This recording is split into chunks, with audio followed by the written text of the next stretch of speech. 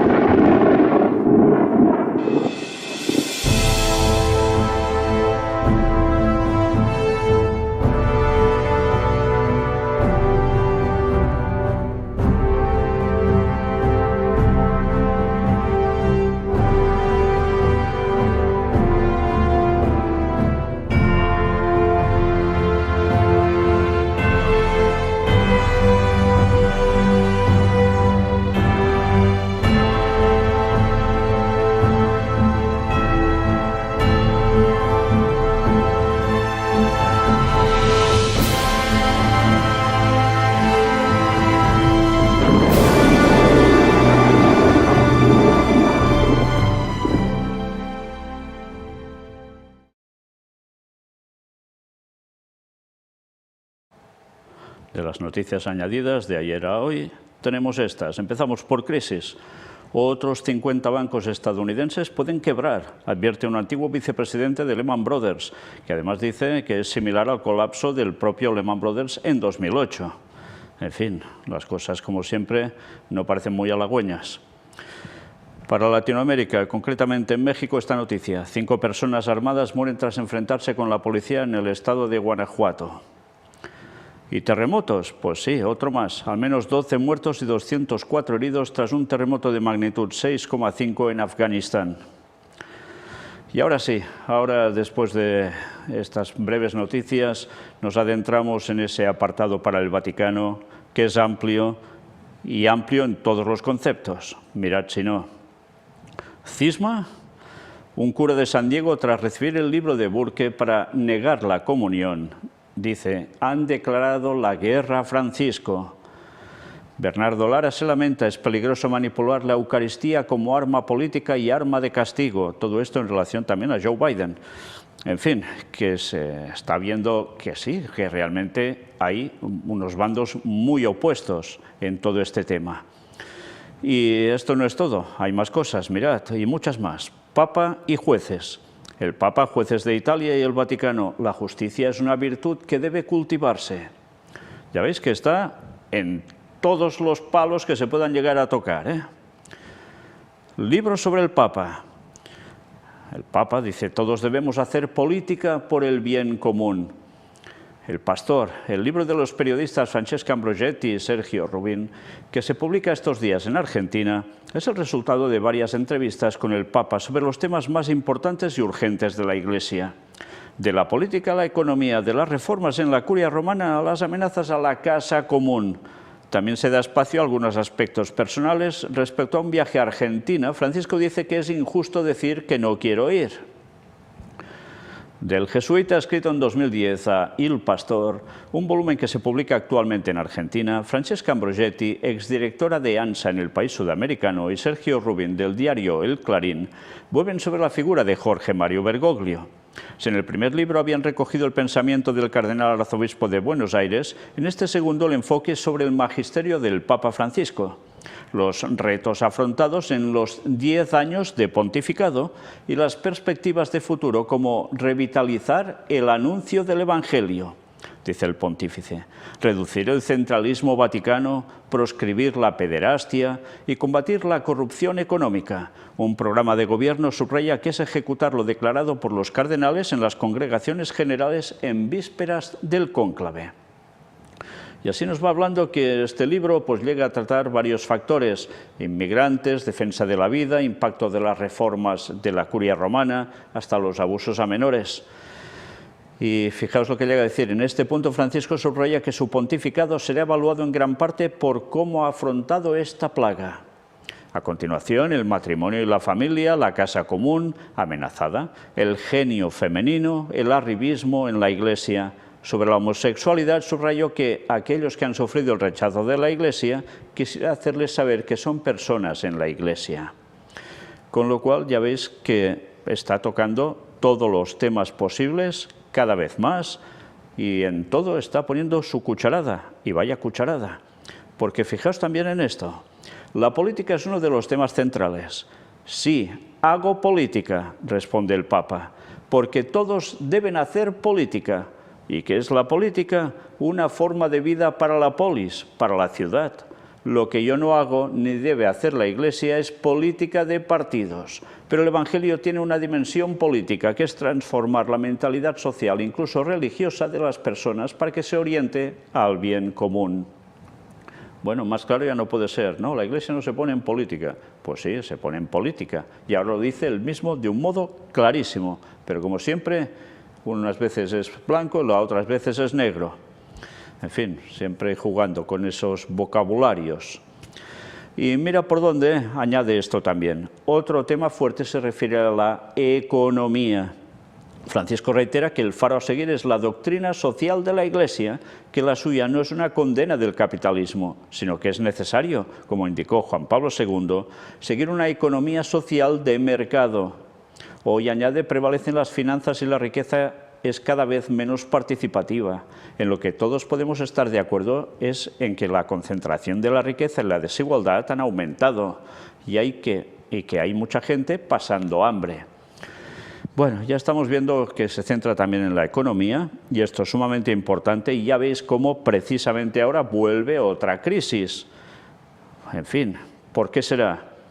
Vendrá el gran reseteo, fijaos que habla de la doctrina social de la Iglesia, con lo cual se busca esa igualdad aparentemente para todos, con todo lo que eso va a conllevar, que ya sabéis todo lo que hay detrás y lo hemos expuesto largamente en los temas de Preparando el Gobierno Mundial.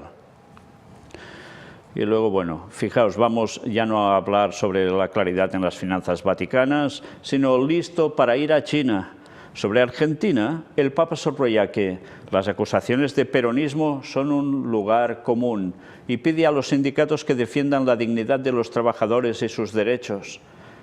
También sostiene que su intención de viajar al país sigue siendo válida. Es injusto decir que no quiero ir. Respecto al acuerdo entre la Santa Sede y China, el Papa dice ser consciente de los problemas y sufrimientos, mostrándose dispuesto a ir al país asiático, mañana mismo si fuera posible. Sí, recordad, el objetivo, China. ¿Cuántas veces lo hemos dicho? Y por eso ahora no solo hay los problemas con Rusia, que todo empezó con esas sanciones también económicas y recortándoles cosas a la Rusia. No, ahora esto también ya se va afianzando hacia China. Y hasta que Rusia y China no cedan al poder vaticano, las cosas irán de mal en peor, y no solo para esas dos grandes naciones, sino para el resto del gran mundo en el cual vivimos todos, porque aquí el pato lo vamos a pagar todos. Y las profecías cumpliéndose, de nuevo, recordad la profecía de Daniel 11, versículos finales. Ahora, apartado para ecumenismo interreligioso, en definitiva. El Papa Francisco pide a cristianos buscar la unidad con todas las fuerzas, sin cansarse. Y aquí lo tenéis en una audiencia con la Iglesia Ortodoxa Oriental. Eran noticias del febrero de este mes pasado. El Papa Francisco habló hoy de la importancia de que los cristianos de diferentes confesiones busquen la unidad con la oración, con todo el corazón y con todas las fuerzas, con insistencia, sin cansarse. En la mañana del jueves 23 de febrero, el Papa Francisco recibió una audiencia en el Vaticano a los jóvenes sacerdotes y monjes de las iglesias ortodoxas orientales. Debido a un fuerte resfriado, el Santo Padre no pudo leer su discurso, aunque su mensaje fue entregado a los presentes, a quienes invitó a realizar una peregrinación común con cristianos de otras confesiones. Para el Papa Francisco, el camino de Emaús que narran las Escrituras puede simbolizar, en cierto modo, el camino ecuménico de los cristianos hacia la plena comunión. Vaya, cualquier excusa es buena para llevar a lo mismo, ¿eh? Aseguro que si los cristianos caminan juntos, como lo hicieron los dos discípulos de Emaús, serán acompañados por Cristo, que acompañará, motivará y llevará a término su camino. Y resulta que ese camino es el ecumenismo, nada que ver, ¿eh? Pero bueno, ya veis, todo va al mismo saco. El Santo Padre señaló más tarde que el desánimo y la autorreferencialidad impiden a los cristianos de distintas confesiones ver lo que les une, reconocer a aquel que les une. Es curioso, se puede estar unido si no es en la verdad, eso se lo salta, ¿eh? Por ello afirmó, como creyentes debemos creer que cuanto más caminemos juntos, más nos acompañará misteriosamente Cristo, porque la unidad es una peregrinación común. Asimismo, expuso la necesidad de un verdadero diálogo de caridad, de verdad y de vida para retomar las tres tipologías indicadas por el Vademecum ecuménico del Dicasterio para la promoción de la unidad de los cristianos. Este diálogo entre cristianos, explicó, se basa en la palabra de Dios que el Señor Jesús nos hace comprender con la luz de su Espíritu. Y comprenderla comprenden, aplicarla es otra cosa, porque la cambian. Ya lo veis, su significado a la hora de la verdad se distorsiona. En esta línea, el pontífice subrayó la importancia de desear la unidad con la oración, con todo el corazón y con todas las fuerzas, con insistencia, sin cansarse.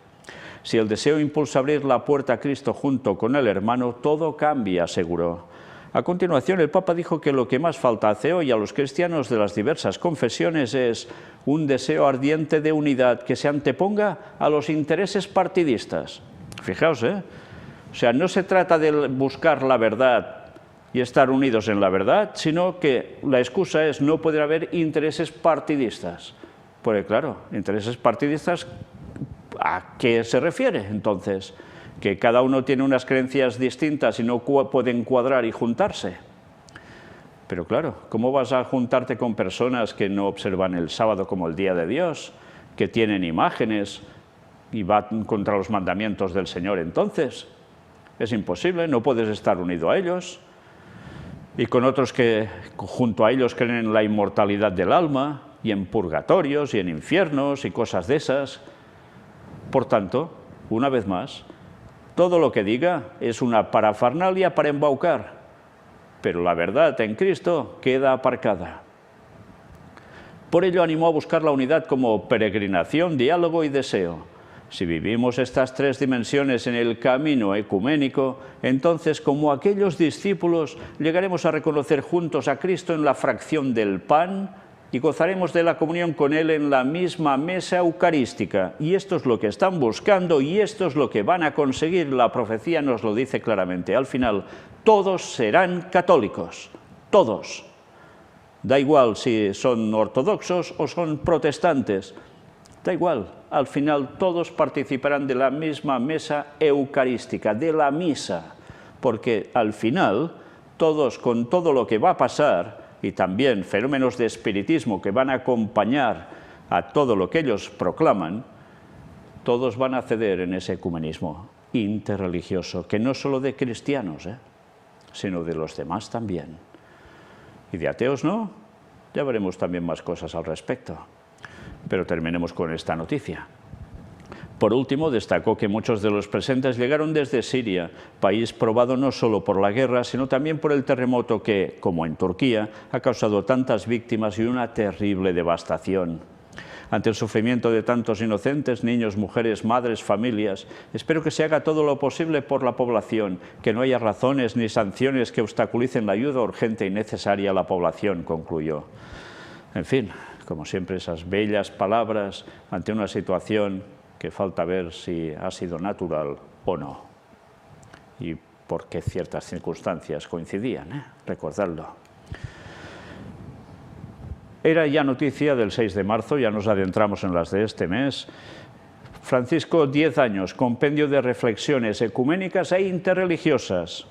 Sí, 10 años de todo esto, El volumen ha sido publicado por la Oficina de Comunicación y Prensa de la Conferencia Episcopal Argentina.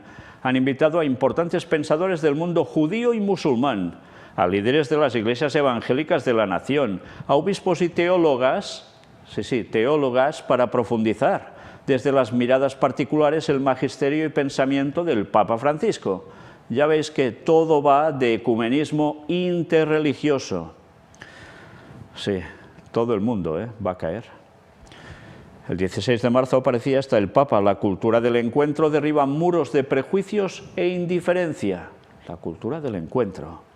Santo Padre se reunió con monjes budistas taiwaneses, deseando que su visita a Roma sea rica en momentos de auténtico encuentro que se conviertan a su vez en preciosas oportunidades para crecer en conocimiento, sabiduría, diálogo y comprensión.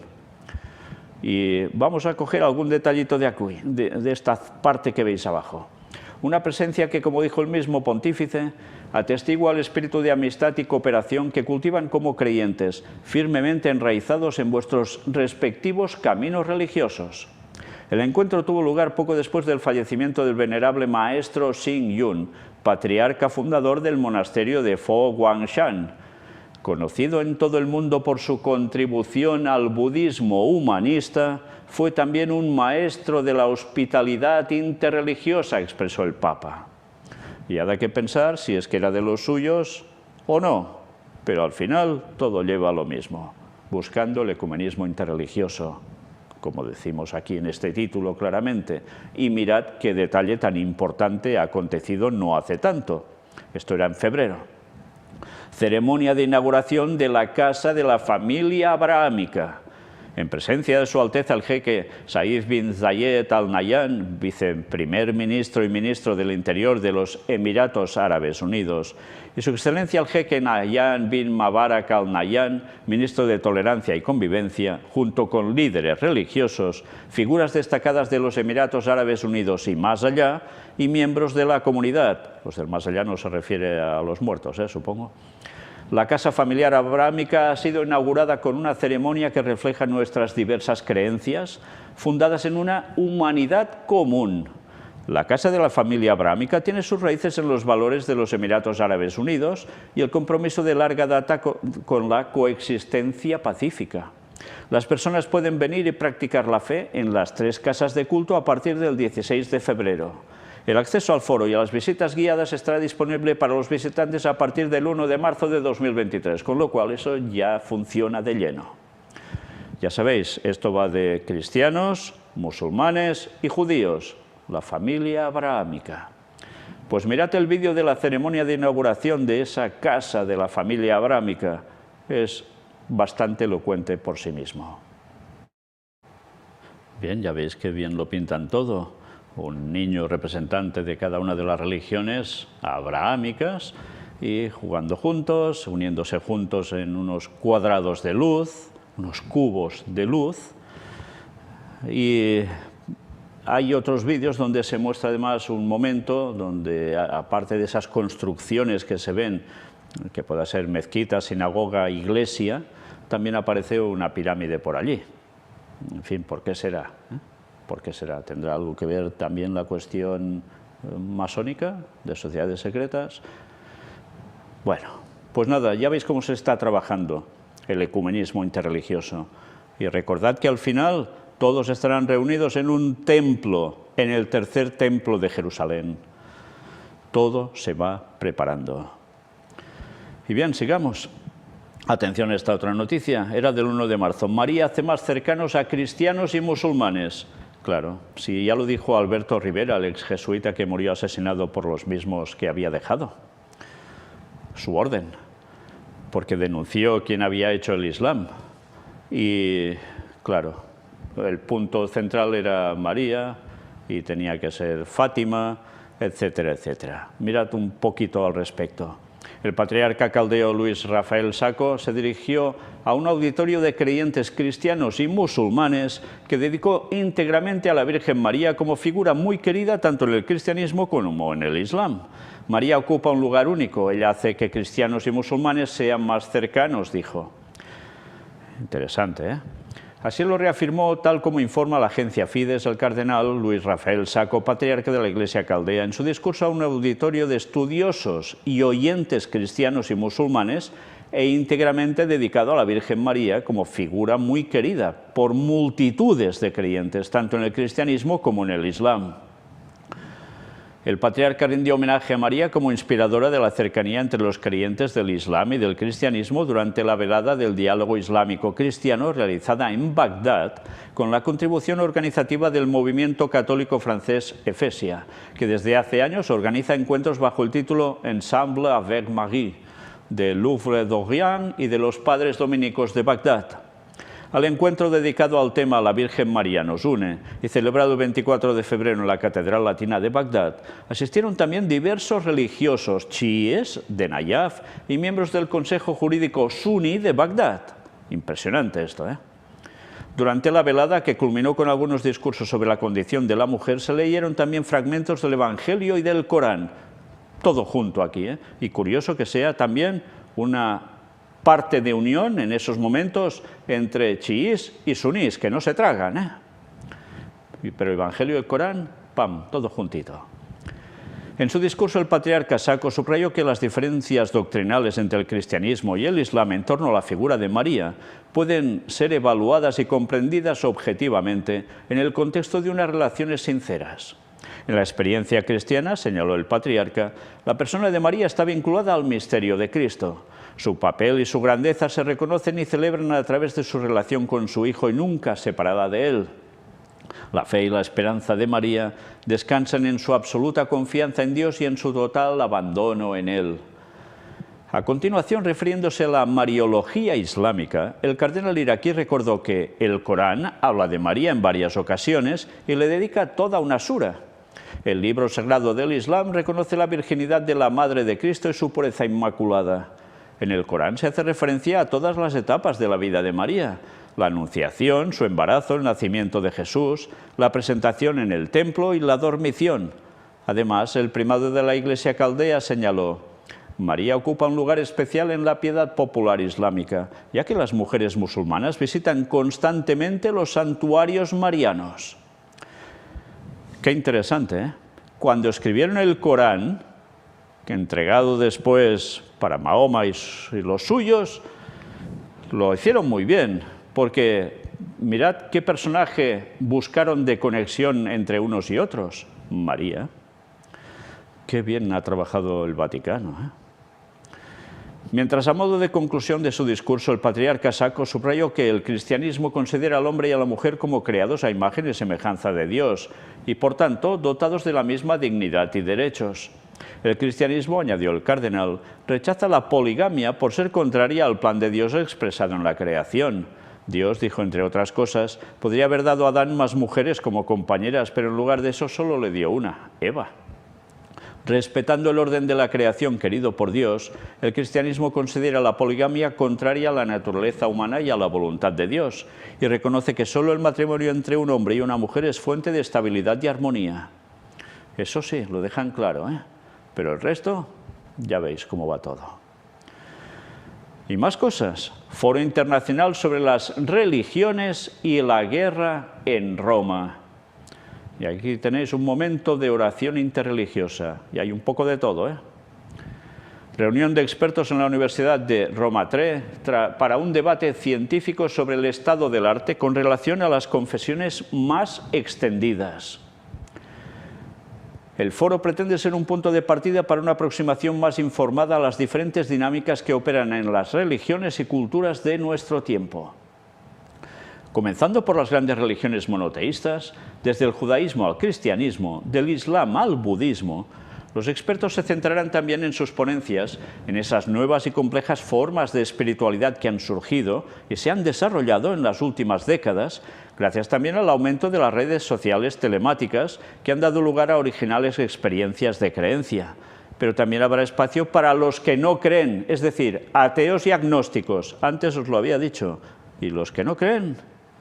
Pues también. Aquí van a entrar todos. Y al final, de ateos y agnósticos no va a quedar ni uno, porque todo el mundo estará en lo mismo, a excepción de los pocos que se mantengan firmes en la verdad. Todo se va preparando paso a paso. Y vaya si se va a conseguir lo que están buscando. La profecía es muy clara. No van a fallar, no. Van a conseguirlo. Y mirad, se siguen trabajando para más de lo mismo. Diálogo y cooperación entre judíos y católicos después del concilio. En el Angelicum se ha celebrado el encuentro titulado Católicos romanos y judíos después del Vaticano II, balance para el futuro, con las intervenciones de los profesores Ben Johanan y Costa. No falla, ¿eh? No dejan a nadie al margen. Y mirad, la importancia del diálogo interreligioso en el pontificado de Francisco. Sí, de hecho es a lo que más se ha dedicado básicamente. En entrevista con Vatican News, el cardenal Miguel Ángel Ayuso, prefecto del Dicasterio para el Diálogo Interreligioso, afirmó que el Papa Francisco en sus 10 años de pontificado ha querido resaltar las relaciones con las diferentes religiones, subrayando la amistad y el respeto, subrayando una iglesia en salida, amiga de los pobres y en diálogo con todos. No falla, no paran para conseguir su objetivo. ¿Y el objetivo? Todo el mundo en pos de la bestia. Mirad si no. La Santa Sede y la Sultanía de Omán establecen relaciones diplomáticas plenas. El acuerdo concluido sobre la base de la Convención de Viena sobre Relaciones Diplomáticas de 18 de abril de 1961 prevé una nunciatura apostólica en el Sultanato de Omán y una embajada ante la Santa Sede. Se espera que de este modo la Iglesia Católica en Omán, a través de sacerdotes y religiosos, pueda seguir contribuyendo al bienestar social del sultanato. Se los ganan a todos. El Papa expresa preocupación por crisis del Líbano tras reunión con primer ministro. Tienen la mano en todas partes, ¿eh? Y el Papa Francisco recibe a los capitanes regentes de la República de San Marino, el país que dicen que es el más pequeño del mundo y católico. Claro, por supuesto. ¿Todo el mundo en pos de la bestia? Pues claro que sí. María Luisa Berti y Manuela Ciabatta conversaron durante unos 30 minutos con el pontífice y luego en la Secretaría de Estado, durante los cuales se abordaron los temas del conflicto en Ucrania, las relaciones con Europa y la migración. Pero eso sí, la Iglesia van de pobres. El Papa suprime viviendas gratuitas a cardenales y altos cargos en el Vaticano porque dice que las finanzas están mal y esto se tiene que ir arreglando. Las finanzas del Vaticano están mal, con las de lingotes de oro que llegan a tener y tantas cosas más. Es que es de risa, pero es la imagen que dan pública y la gente se lo traga, muchos de ellos. En fin, como siempre, la Iglesia del pobre para los pobres, dicen. Ya. Sigamos, un documental. El Papa Francisco protagoniza un documental de Disney. No sé si algo nos cuadra en esto. Mirad primero esta cuestión. Amén. Francisco responde.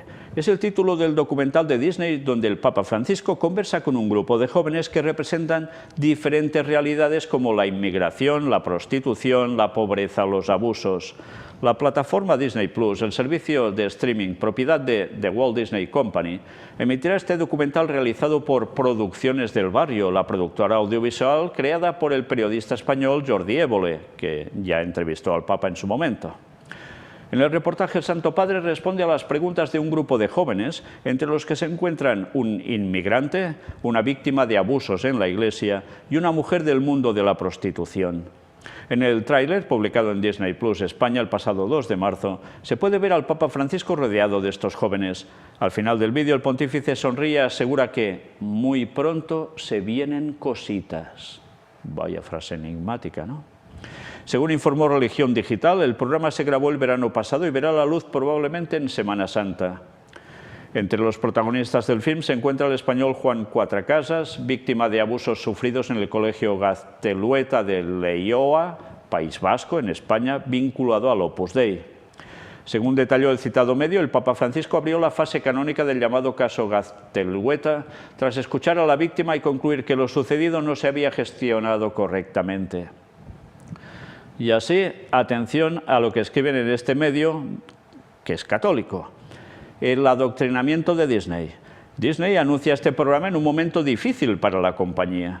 En noviembre de 2022 reveló haber perdido 1.500 millones de dólares en el trimestre financiero de julio a septiembre en sus servicios de streaming, incluido Disney+, lo que provocó que cayeran las acciones de la empresa. Esto se debe principalmente a que desde hace años incluye de forma declarada contenido adoctrinador LGTBI en todas sus producciones, tanto infantiles como de adultos. Cabe recordar que en el año de dichas pérdidas se vio envuelto en una polémica tras el estreno de su película para niños Lightyear, un spin-off de la saga Toy Story, que fue criticado por presentar un beso lésbico. En medio de la polémica, Lightyear no fue estrenada en 14 países y fue un fracaso rotundo en la taquilla mundial. Además, Disney envió un mensaje interno a todos sus trabajadores el 24 de junio de 2022, tras el fallo de la Corte Suprema, que anuló el supuesto derecho al aborto legal en Estados Unidos y se comprometió a pagarles los gastos de viaje si desean abortar. Y mira por dónde son los que hacen esa entrevista al Papa Francisco con esos jóvenes que lo ponen en preguntas que parece que aprietan mucho, y todo esto para proporcionar al Papa y, como no, al papado, al Vaticano. Y es Disney, ¿eh? Qué cosas tan extrañas, ¿no? Bueno, pues sigamos. No proselitismo, sí, otra vez el Papa vuelve con lo mismo. Servir al Evangelio es buscar nuevas formas de anunciarlo. En la catequesis de la Audiencia General, el Papa se detiene en el documento conciliar Ad Gentes y reitera que la evangelización es tarea eclesial, nunca solitaria, de todo cristiano. Cualquiera que sea su función en la Iglesia y el grado de instrucción en su fe, es sujeto activo de la evangelización. Pero evangelización como entendemos o como quieren hacer entender ellos. Que la Cuaresma sea un tiempo propicio para revitalizar el dinamismo misionero y ponerse al servicio del Evangelio y de la humanidad. En la Audiencia General en la Plaza de San Pedro, el Papa Francisco continúa el ciclo de catequesis sobre la pasión por evangelizar. Y recuerda que en el signo de la evangelización hay como un puente entre el primer y el último concilio. Un puente, añade, cuyo arquitecto es el Espíritu Santo. La invitación del pontífice es a ponerse a la escucha del Concilio Vaticano II para descubrir que evangelizar es siempre un servicio eclesial, nunca solitario, nunca aislado o individualista y sin hacer proselitismo. Y dale que te pego con lo mismo cada 2 por 3. Una vez más, pegándole una patada al Evangelio de un modo descarado. Sigamos, porque ahora volvemos con Nicaragua. Lo mostramos en las noticias en la primera parte, pues ahora algo más. El Papa Francisco habla con firmeza de la dictadura en Nicaragua en nueva entrevista. Era el 10 de marzo. En una nueva entrevista, el Papa Francisco criticó con dureza al presidente de Nicaragua, Daniel Ortega, afirmando que debe padecer un desequilibrio personal y comparó su régimen con las dictaduras groseras de inicios del siglo XX.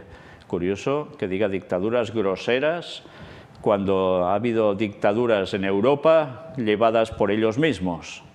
En fin, y ya no digo del otro lado del charco. Con mucho respeto, no me queda otra que pensar en un desequilibrio de la persona que dirige, expresó el Papa Francisco refiriéndose a Ortega en una entrevista concedida a Infobae publicada este 10 de marzo. O sea, que está desequilibrado este señor, el señor Ortega. Es una cosa que está fuera de lo que estamos viviendo. Es como si fuera a traer la dictadura comunista de 1917 o la hitleriana del 35. Traer aquí las mismas. Son un tipo de dictaduras groseras, enfatizó. Curioso, ¿eh? En las dictaduras que ellos mismos participaron para hacer. Y ahora lo compara con eso como cosa mala. El Papa también lamentó que Monseñor Rolando Álvarez, obispo de Matagalpa, haya terminado preso y lo calificó como un hombre muy serio, muy capaz, que quiso dar su testimonio y no aceptó el exilio. Monseñor Álvarez rechazó salir de Nicaragua junto con 222 presos políticos deportados el 9 de febrero de 2023. Al día siguiente, la dictadura lo condenó a 26 años y 4 meses de cárcel, acusado de ser traidor a la patria. En la entrevista, el Papa Francisco también tocó otros temas, como una posible visita a su natal Argentina y el miedo a la muerte. Fijaos que esto ha ido mucho de entrevistas, ¿eh? Cuando el entrevistador le consultó si tenía pensado visitar su país natal, Francisco respondió que está abierto a que se dé la oportunidad. Yo quiero ir a Argentina, sostuvo, y explicó que un posible viaje podría realizarse después de la elección presidencial. En tiempo electoral no se hacen viajes en los países, para evitar que la presencia sea usada por el partido gobernante para una reelección o algo por el estilo, explicó. En Argentina, los próximos comicios se llevarán a cabo el domingo 22 de octubre de 2023, junto a las elecciones del Parlamento. El Papa Francisco también reveló que el viaje a Argentina estaba planeado en diciembre de 2017, pero ocurrieron retrasos debido a la coyuntura política de la región. Por tanto, ya veis la opinión que tiene sobre el señor Ortega en Nicaragua, por lo que está haciendo con la Iglesia Católica, y por otro lado, que tiene, parece ser, una misión que cumplir también en Argentina, querer ir allí, que él está abierto, pero ahora no toca, hay elecciones, esto hay que evitarlo. Y así veremos qué termina pasando. Argentina dividida entre los pro y los contra de él mismo. Y ahora para Alemania esta noticia: Camino Sinodal de Alemania aprueba bendición de uniones homosexuales, y esto ha hecho levantar ampollas en otros sacerdotes católicos de otros lugares también, que se han opuesto totalmente a ese Camino Sinodal de Alemania. El Camino Sinodal de Alemania aprobó oficialmente la bendición de uniones homosexuales. Además, pidió al Papa Francisco que reconsidere el celibato sacerdotal. Y sí, y lo ha considerado y reconsiderado el Papa eso, curioso. El texto de acción, aprobado por el Sínodo alemán el viernes 10 de marzo, pide a los obispos que oficialicen en sus diócesis las celebraciones de bendición de las parejas que se aman, pero a las que no llega el matrimonio sacramental. Esto también se aplica a las parejas del mismo sexo sobre la base de una revalorización de la homosexualidad como variante normal de la sexualidad humana, detalla. Y así está hecho el lío de lleno. Cisma, veremos. El Papa sobre el celibato opcional, que lo decida mi sucesor si lo cree conveniente. Vaya, de momento eso parece que se lo va a saltar, Subraya que es una cuestión disciplinar, pero que él respeta la tradición de la Iglesia de Occidente. El Camino Sinodal alemán pide al Papa Francisco que reconsidere la obligación de celibato de los sacerdotes, y ya veis la respuesta.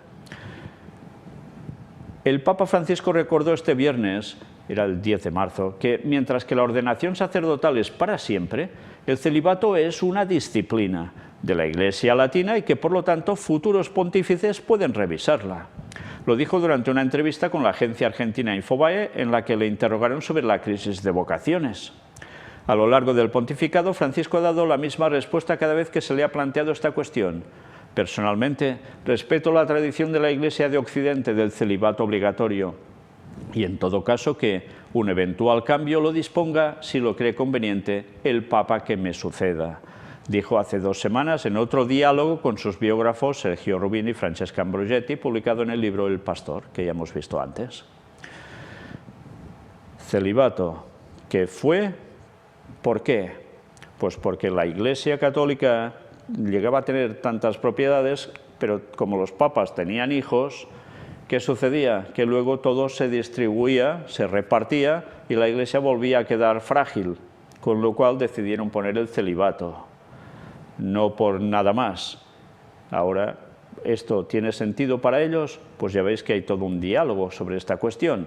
Unos a favor, otros en contra. Una vez más, cisma. Avanza la ordenación de mujeres e ideología de género en Camino Sinodal de Alemania. Cada vez más complicado todo, El Papa abre la puerta a revisar el celibato y nombrar más mujeres en puestos de responsabilidad en el Vaticano. Fijaos, ¿quién está trabajando para eso que llaman el empoderamiento de la mujer? Francisco, sueño con una iglesia más pastoral, más justa, más abierta. Y esto también en una entrevista. Concedida al diario argentino La Nación, el Papa afirma que la Iglesia sigue el camino trazado por el Concilio Vaticano II para ser cada vez más una casa para todos. Sobre el sínodo, subraya que todos los participantes tienen derecho a voto, sean hombres o mujeres. Sobre la guerra en Ucrania, explica el servicio de paz que la Santa Sede está llevando a cabo. Fijaos cómo en tan poco tiempo es una entrevista tras otra. Y dice algo sobre Ucrania. A continuación, la entrevistadora introduce el tema de Ucrania, preguntando al Papa si las masacres que se están llevando a cabo en este país pueden definirse como genocidio. Es una palabra técnica, genocidio, ciertamente, responde Francisco. Pero evidentemente que cuando se bombardean escuelas, que cuando se bombardean hospitales, que cuando se bombardean refugios, la impresión es no tanto ocupar un lugar, sino destruir, da la impresión. No sé si eso es genocidio o no. Lo tienen que estudiar, lo tiene que definir bien la gente, pero ciertamente no es una ética de la guerra a la cual estamos acostumbrados. Curioso que todo esto lo aplique sobre Rusia, pero para nada en lo que ha hecho Ucrania también. Una vez más, queda claro de qué bando se pone. Y hasta que, como siempre decimos, no consiga unir a la Iglesia Ortodoxa rusa con el Vaticano, esto no va a parar. Y los medios seguirán informando como convenga. No falla, siempre va así el tema. Pero la guerra, una auténtica desgracia, para unos y para otros, eso seguro. El Papa añade que el Vaticano está actuando en este momento a través de canales diplomáticos, a ver si se puede lograr algo, pero precisa que no hay un plan de paz del Vaticano, hay un servicio de paz que va adelante discretamente con quienes están abiertos al diálogo, también en vista de una reunión de representantes mundiales sobre este tema. El Vaticano trabaja. A continuación el Papa reitera: yo estoy dispuesto a ir a Kiev, quiero ir a Kiev, pero con la condición de ir a Moscú. ¿Voy a los dos lugares o a ninguno? A la pregunta de si ir a Moscú es imposible, responde: no es imposible, no digo que es posible, no es imposible. Esperamos poder hacerlo, ¿eh? Ojo, no hay ninguna promesa. Nada, yo no cerré esa puerta. ¿Pero la cierra Putin o no?, pregunta la entrevistadora, y el Papa: pero por ahí se distrae y la abre, no sé. Me duele la guerra, eso sí lo quiero decir, me duele la guerra. Me duele la guerra. Cuánta hipocresía. En fin, ya no hablo del juego de palabras que llega a utilizar, que pega un lío a cualquiera que lo lee, que es demasiado, ¿eh? Pero bien, sigamos. 10 años de pontificado y Tercera Guerra Mundial. El Papa Francisco dice: por mis 10 años como Papa, regálenme la paz. El que la lía y pide que le regalen la paz, es que es de risa. Los medios de comunicación vaticanos presentan Popecast, un podcast en el que el Papa ofrece una mirada sobre estos 10 años de pontificado. Destacamos esto. Sin embargo, ha habido varios momentos dolorosos y todos los relacionados con el horror de la guerra. Primero, las visitas a los cementerios militares de Redipuglia y Anzio, la conmemoración del desembarco de Normandía, luego la vigilia para evitar la guerra en Siria y ahora la barbarie que se vive desde hace más de un año en Ucrania. Detrás de las guerras está la industria armamentística. Esto es diabólico, dice Francisco. ¿Y ellos no? No esperaba que él, un obispo venido del fin del mundo, fuera el Papa que dirigiera la Iglesia Universal en tiempos de la Tercera Guerra Mundial. Pensaba que lo de Siria era algo singular. Luego vinieron los demás. Queda claro, ¿eh? Es el Papa de la Tercera Guerra Mundial. Me duele ver a los muertos jóvenes, sean rusos o ucranianos, me da igual, que no vuelven, es duro. Jorge Mario Bergoglio no tiene dudas, por tanto, sobre qué pedir al mundo como regalo para este importante aniversario. Paz, necesitamos paz. Luego comparte 3 palabras que corresponden a los 3 sueños del Papa para la Iglesia, para el mundo y para los que gobiernan el mundo, para la humanidad. 3 palabras: fraternidad, llanto, sonrisa. Fraternidad humana, todos somos hermanos. Reconstruir la fraternidad. Aprender a no tener miedo de llorar y sonreír. Cuando una persona tiene miedo de llorar y sonreír, es una persona que tiene los pies en el suelo y la mirada en el horizonte del futuro. Si uno se olvida de llorar, algo va mal. Y si uno se olvida de sonreír, es aún peor. En fin, que todo para conseguir el gobierno mundial y la Fratelli Tutti no puede fallar. Y hoy era el día del lago, o es el día del agua. El Papa pide que el agua no sea objeto de desperdicio, abusos y guerra. 22 de marzo. Sí, no falla, porque a través del medio ambiente ya sabéis cómo se irá trabajando también el conseguir el bien común, una ley para todos, y eso incluye la ley dominical. Aquí no lo dicen, pero ya lo hemos visto en la encíclica Laudato Si. En el Día Mundial del Agua, Francisco, al final de la audiencia general, rezó por el éxito de los trabajos de la Conferencia de las Naciones Unidas en Nueva York, que acelere las iniciativas en favor de quienes sufren la escasez de este recurso. Dijo y exhortó a preservarlo en beneficio nuestro y de las generaciones futuras. Generaciones futuras. ¿Acaso ignora que los 6.000 años de pecado terminan en 2031 y es la segunda venida de Jesús? ¿Pero qué esperan? Que su señor, Satanás, llegue a dominar y que siga habiendo generaciones futuras. Engañados hasta en esto están. Sirven a Satanás, engañados y engañando al mundo. Eso es lo peor. Si supieran claramente todo el mundo lo que está diciendo el Papa con estos lenguajes camuflados, ¿cómo se apartarían de Babilonia? Pero la gente desconoce la palabra de Dios. Incluso los creyentes creen que habrá 1000 años de paz en la tierra, cuando aparezca ese Mesías, que será Satanás haciéndose pasar por Jesús. Y esperan eso, generaciones futuras. Pues vaya tiro por la culata les va a salir. Entre septiembre y octubre de 2031, fiesta del tabernáculo Sukkot, en sábado vendrá nuestro Señor y pondrá punto y final a tanta tontería. Y para terminar y poner punto y final a tanta tontería, vamos a leer una cita de Ellen White que no tiene desperdicio. Extraída de aquí, de Eventos de los Últimos Días, pero que en verdad está extraída de su libro El conflicto de los siglos, el mejor libro que podéis leer después de la Biblia. Y atención a lo que llega a decir.